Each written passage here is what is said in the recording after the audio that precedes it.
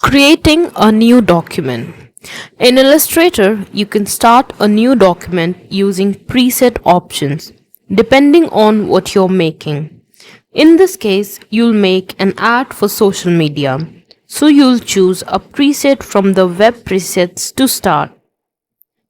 Choose File option and then move to New. In the New Document dialog box, select the web preset category of the dialog box. Selecting the web preset category gives you document sizes you might use when designing a project for the web. In the preset details area on the right, change the following. Enter the name for the document in the blank space.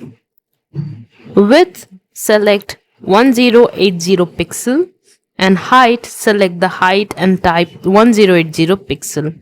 Click Create and a new black document opens.